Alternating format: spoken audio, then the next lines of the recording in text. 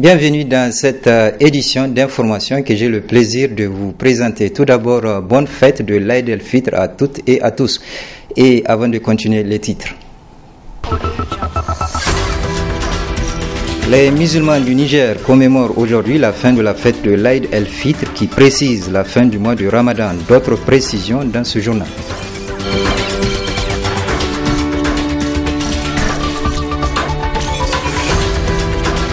Ensuite, sur le plan international, nous nous intéresserons au Burundi où les médias ont de plus en plus du mal à exercer leur métier.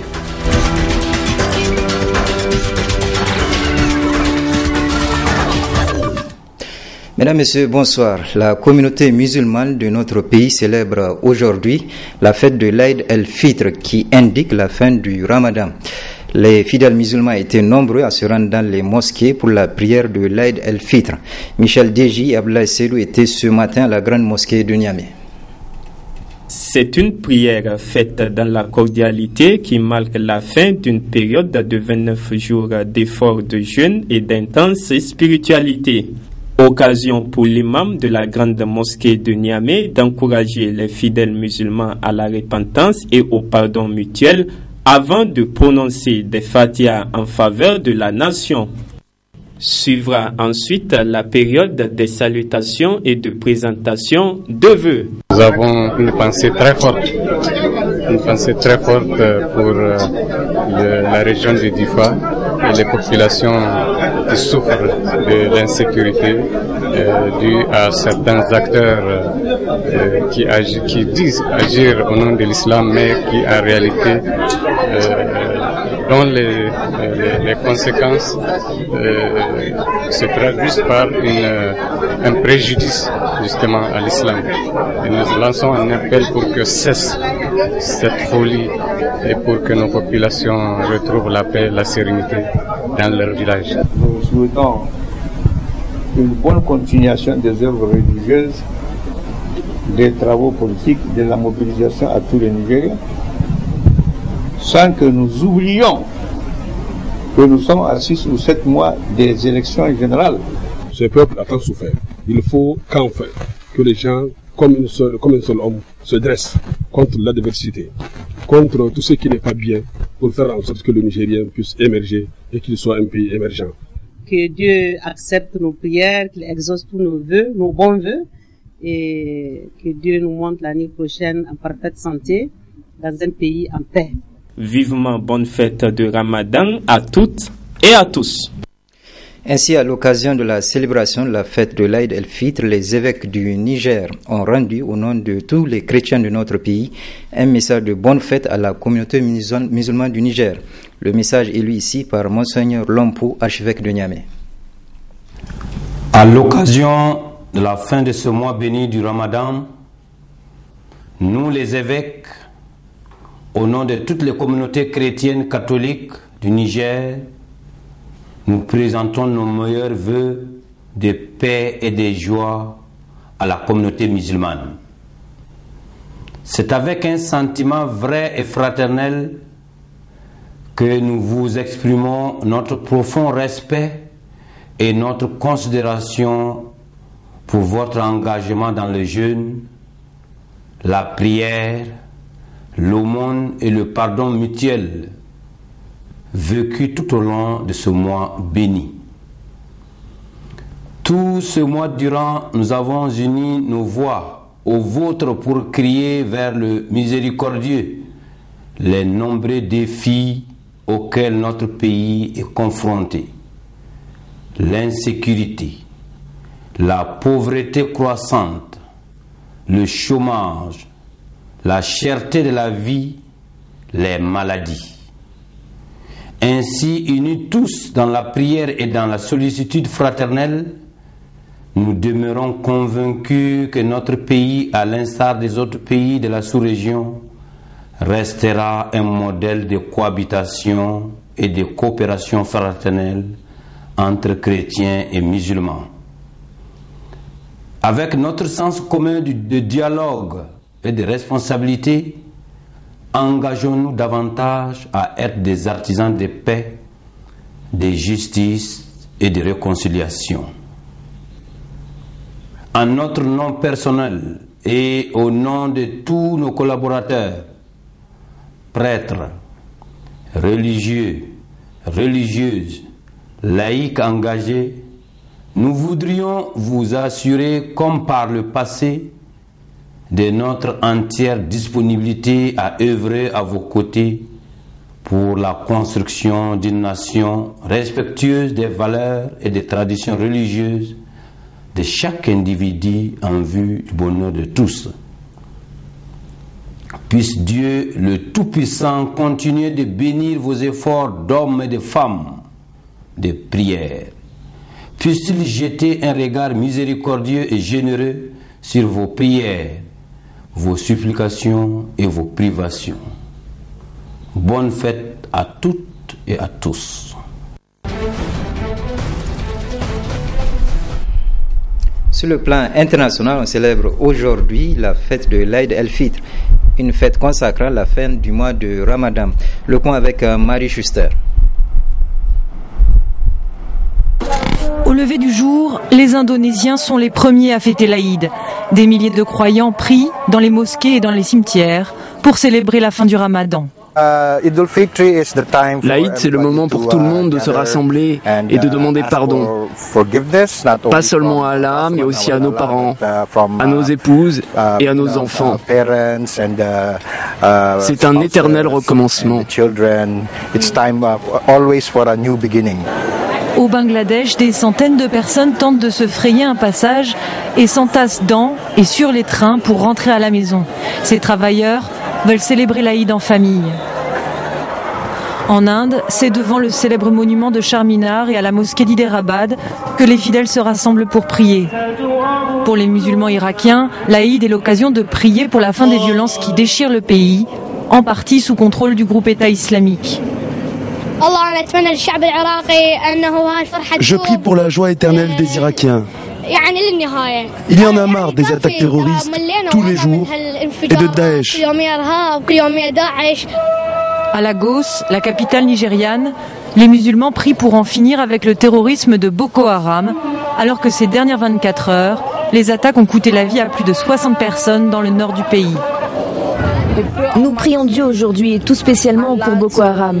Nous prions pour que le grand Allah nous guide et nous aide à pardonner nos péchés et qu'il nous protège de ces gens de Boko Haram, ces horribles personnes, ces terroristes. Nous demandons à Dieu la paix dans notre pays. La fête de l'Aïd marque la fin du mois du Ramadan. Elle est célébrée par 1,5 milliard de musulmans à travers le monde. Ensuite, le contexte politique est tendu au Burundi, au point où la plupart des médias indépendants ont été fermés sur ordre du gouvernement. Cependant, Iwaku est le dernier quotidien indépendant à faire tourner sa rotative. Reportage Emmanuel Godard. C'est le jour du bouclage chez Iwachu. Antoine, le directeur de la rédaction, veille à ce que chacun rende son papier à temps. Donc c'est la rédaction centrale. C'est ici où nous faisons nos conférences de rédaction. Ça, c'est le chemin de fer. Ils ont couvert les manifestations, ils étaient les seuls. Iwachu est quasiment le dernier média indépendant à pouvoir encore travailler. Surtout des jeunes, très motivés. Il faut l'être quand le travail de terrain devient tendu. Sur le terrain, il y avait des policiers qui vous disaient carrément déguerpissez, sinon on vous tire dessus. On sent vraiment, c'est dans l'ambiance de tous les jours, il y a des restrictions.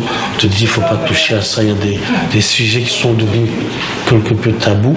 Les gens ne parlent plus aux journalistes, ils ont peur, que ce soit dans la rue ou même au niveau des officiels. Les menaces viennent même des internautes. Il y en a qui disent...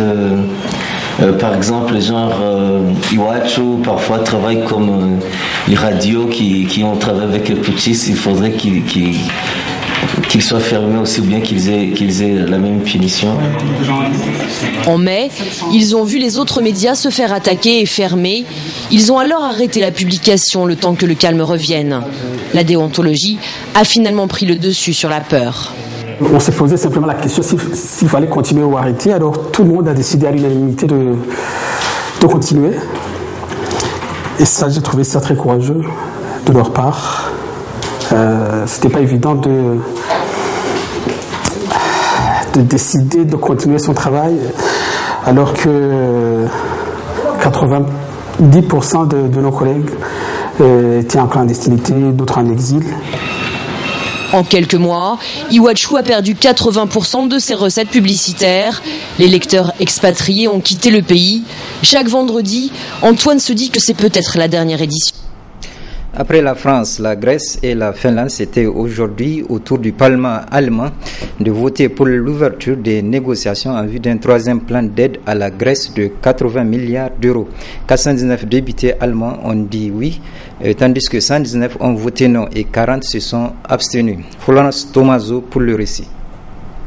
C'est à une large majorité que les députés allemands ont voté oui aux négociations pour un troisième plan d'aide à la Grèce. D'abord réticent, le Bundestag s'est rallié à la volonté de la chancelière allemande. Sur 598 votants, 439 ont donné leur feu vert. À la tribune, Angela Merkel justifie sa position. Imaginons un instant ce que cela voudrait dire si chez nous, en Allemagne, les retraités faisaient désespérément la queue devant les banques fermées pour toucher leur pension hebdomadaire de 120 €. Cela nous montre à quel point la situation est dramatique en Grèce et quel était l'enjeu pour ce pays et pour l'Europe. Consciente des doutes du Parlement, Angela Merkel a affirmé qu'un refus du Bundestag aurait provoqué le chaos. Même le ministre des Finances, dans un premier temps très critique envers Alexis Tsipras, le Premier ministre grec, se montre coopératif. La Grèce a décidé comme elle l'a voulu. La chancelière a déclaré qu'à court terme, des efforts durs et rapides sont nécessaires. Et si cela fonctionne, nous allons faire tous les efforts possibles pour que cette dernière tentative mène au succès.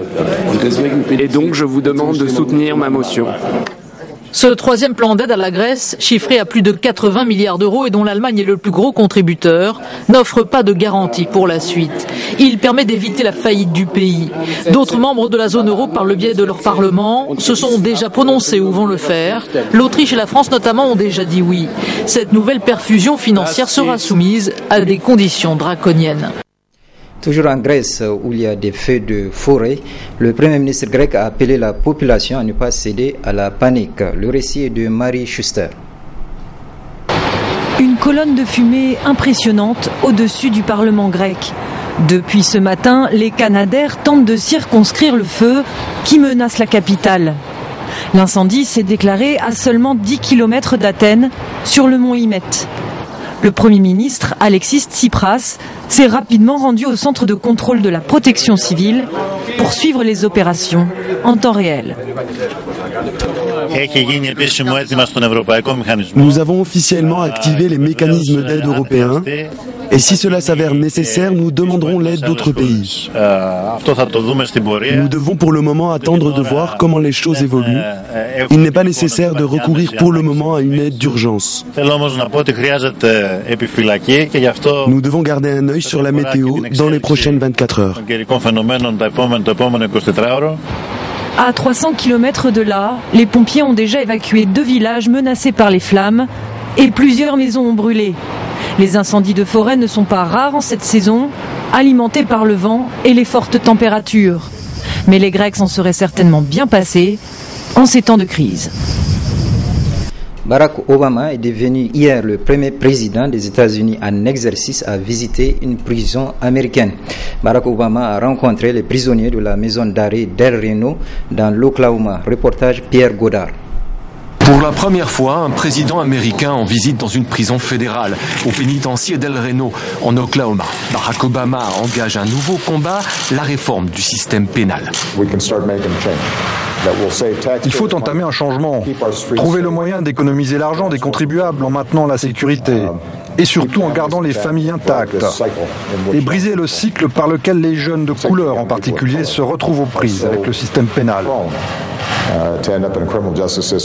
Le pays a vu exploser sa population carcérale, passer de 500 000 détenus en 1980 à 2,2 millions aujourd'hui. Les États-Unis ont un record mondial, 700 prisonniers pour 100 000 habitants. En Suisse, c'est 84 prisonniers pour 100 000 habitants. L'une des raisons, la généralisation des peines planchées, comme l'explique le responsable de cette ONG favorable à une réforme. Si vous êtes condamné pour un certain crime, le juge n'est pas autorisé à tenir compte de vos problèmes de drogue, de vos problèmes mentaux ou du fait que vous êtes une mère seule avec 2 enfants. Le juge est obligé d'imposer une peine minimale et cela débouche sur des punitions qui vont au-delà du raisonnable. Une philosophie de la fermeté extrême développée sur 3 décennies, avec par exemple cette loi pour combattre les crimes violents signée en 1994 par Bill Clinton, un ancien président qui aujourd'hui regrette. J'ai signé une loi qui n'a fait qu'aggraver le problème, et je l'admets. Politiquement, les choses commencent à bouger. Dans le camp conservateur, plusieurs candidats à la présidentielle sont favorables à des réformes. Au Congrès, contrôlé par les républicains, plusieurs projets sont en discussion. L'espoir pour Barack Obama de voir aboutir ce combat avant la fin de son mandat.